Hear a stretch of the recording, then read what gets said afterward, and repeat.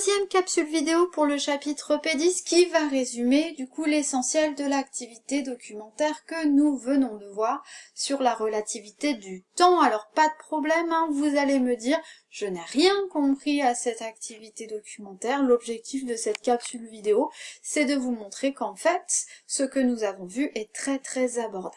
Donc, quel est l'essentiel du cours à connaître? Eh bien, dans un premier temps, le postulat d'Einstein qui montre l'invariance de la vitesse de la lumière, c'est-à-dire qu'elle est toujours égale à 3,10 exposant 8 mètres par seconde, peu importe le référentiel utilisé pour étudier la propagation de la lumière. D'accord? Ce postulat a permis d'expliquer le principe de la relativité du temps. La relativité du temps qui montre le lien entre la durée propre et la durée mesurée. Donc pour montrer cette relation de Lorentz, il va falloir être très méthodique et intégrer du vocabulaire spécifique. Quand vous vous intéressez à la relativité du temps, dans un premier temps, il va falloir définir l'événement dont vous souhaitez connaître la durée. D'accord? Par exemple, ici, si je m'intéresse au phénomène du train qui traverse un tunnel, eh bien je vais mesurer la durée entre deux événements. Le premier événement, le train qui rentre dans le tunnel, et le deuxième événement, le train qui sort du tunnel. Je vais étudier cette durée dans deux référentiels. Le premier référentiel va être le référentiel propre, d'accord? Qui va être associé du coup à une durée propre. Le référentiel propre de l'objet d'étude est le référentiel dans lequel cet objet d'étude est immobile. C'est le référentiel lié à l'objet. Si je prends l'exemple du train qui rentre dans le tunnel, l'objet d'étude est bien le train, et bien du coup je vais m'intéresser à un référentiel qui est fixe dans le train. Le train n'est pas en mouvement par rapport à un passager qui est assis dans le train. Donc on peut envisager que le passager assis dans le train soit la référence du coup d'étude du mouvement du train. Et bien du coup le temps propre associé, c'est le temps du coup associé à l'événement qui est repéré par une horloge qui est associée au référentiel. L'horloge pourrait être la montre du passager assis dans le train. Eh bien normalement vous l'avez compris, hein, pour le référentiel mesuré et la durée mesurée, eh bien du coup pour mesurer le temps mesuré, eh bien je vais m'intéresser à une horloge qui va être liée à un référentiel qui va être en mouvement par rapport à l'objet d'étude. Donc si je m'intéresse à l'objet d'étude qui est le train qui rentre dans le tunnel, eh bien je vais choisir comme objet référentiel eh bien une personne qui est fixe sur le sol terrestre. Si je prends comme référence ce personnage, eh bien je vois bien que le train est en mouvement par rapport à ce référentiel. D'accord? Eh bien du coup, si je m'intéresse à la montre de cette personne, eh bien cette horloge va me permettre de mesurer le temps mesuré. D'accord? Donc dans l'activité documentaire précédente, eh bien le temps mesuré, il s'agissait de T' et le temps propre, il s'agissait de T. Alors maintenant que le vocabulaire est établi, nous allons pouvoir mettre en évidence la relation de Lorentz qui lie du coup le temps mesuré et le temps propre. Grâce à quoi? À un coefficient de proportionnalité qui est le coefficient gamma, appelé le coefficient de Lorentz, qui dépend du coup de la vitesse du phénomène étudié divisé par la célérité de la lumière. D'accord?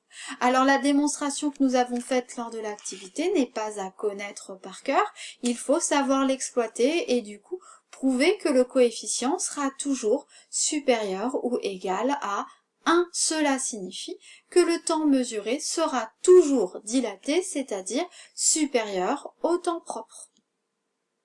En clair, si le coefficient était vraiment non négligeable, cela signifierait que la durée du voyage du train d'une personne qui attend sur le trottoir, eh bien, serait plus important que la durée du voyage du passager qui se retrouve dans le train.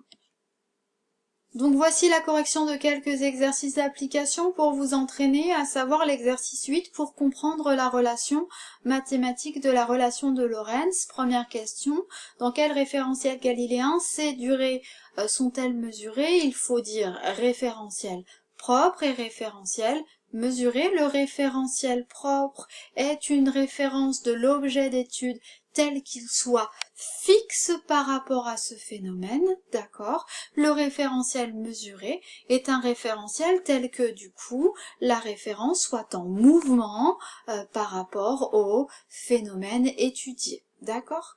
Donc du coup, lorsque je mesure une durée, eh bien du coup, l'horloge dans un référentiel propre va être fixe par rapport au phénomène, alors que pour un référentiel mesuré, l'horloge va être en mouvement par rapport au phénomène. Montrer important que le coefficient de Lorentz soit supérieur ou égal à 1, je l'ai dit. On s'intéresse au cas de figure où la vitesse est toujours plus petite que la célérité, ce qui fait que du coup, V sur C au carré sera toujours compris entre 0 et 1. Donc 1 moins ce rapport sera égal à une valeur comprise entre 0 et 1.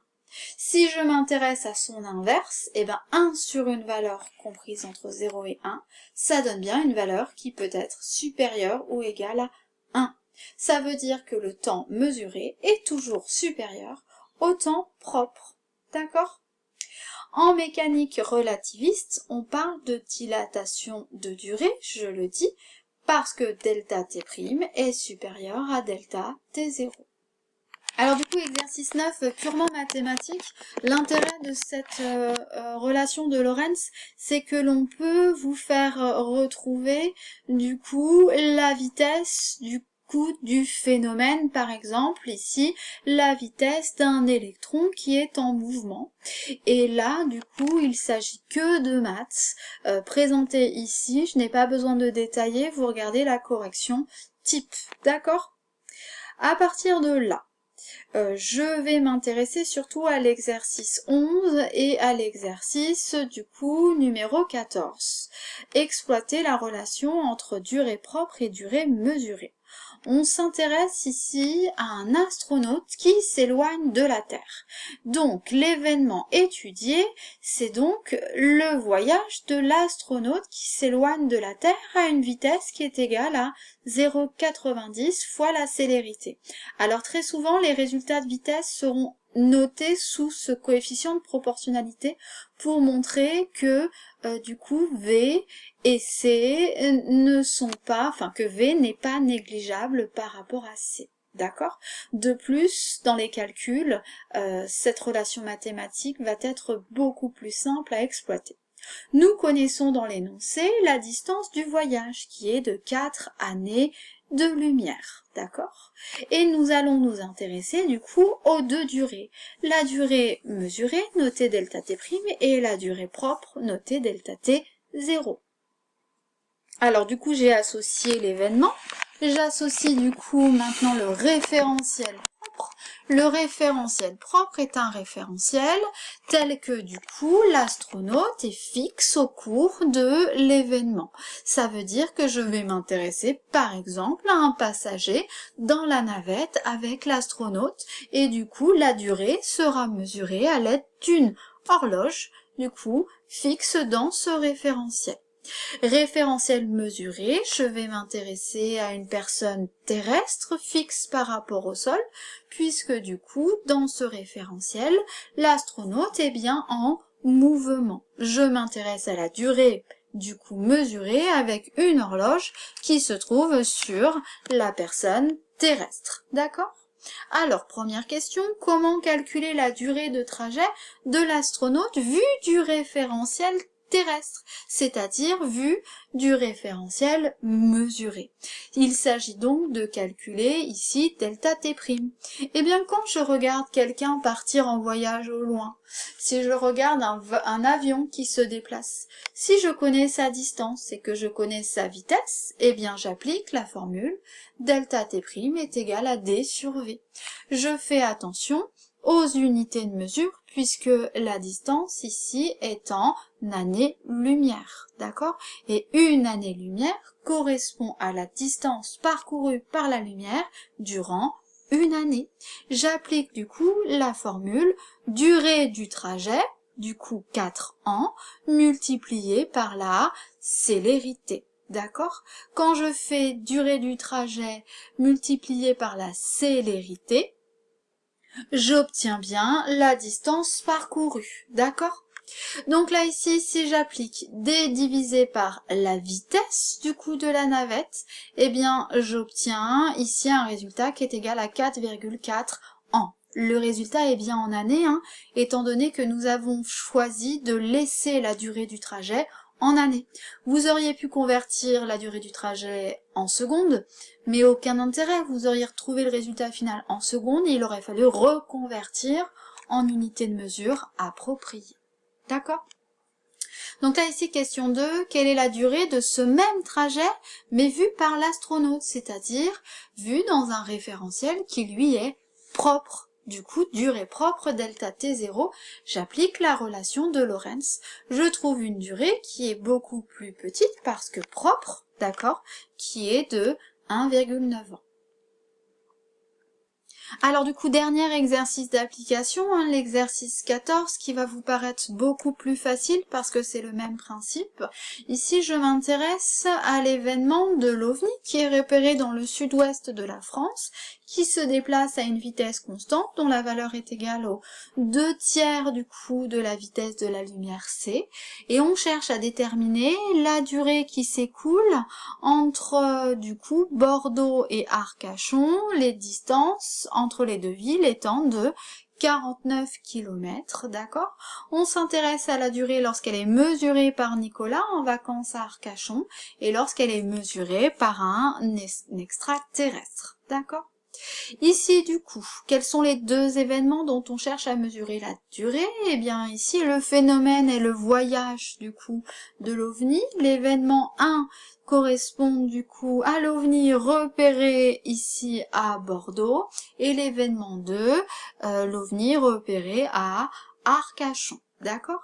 Qui de Nicolas ou de l'extraterrestre mesure la durée propre? Eh bien, la durée propre est mesurée avec une horloge qui se trouve à proximité d'un référentiel propre, c'est-à-dire un référentiel tel qu'il soit fixe par rapport aux deux événements. Et bien du coup, je vais m'intéresser ici à l'horloge qui se trouve sur l'OVNI, c'est-à-dire un référentiel du coup fixe dans la navette spatiale. D'accord? Cela signifie que l'extraterrestre, lui, va mesurer la durée propre. D'accord? Du coup, ici, petit 3, calculer la durée du survol mesuré par Nicolas. Alors du coup, la durée mesurée par Nicolas est la durée mesurée, car le référentiel terrestre est un référentiel qui est en mouvement par rapport au phénomène. Le phénomène se déplace par rapport à ce référentiel terrestre, d'accord? Et bien du coup, Nicolas observe le déplacement de la navette qui parcourt la distance petit d. J'applique la formule du coup delta t' qui est égale à d sur v, j'obtiens la durée mesurée. Et bien pour déterminer du coup la durée propre, dernière question, j'applique la relation de Lorentz. Je trouve bien une valeur propre qui va être inférieure à la valeur du coup mesurée.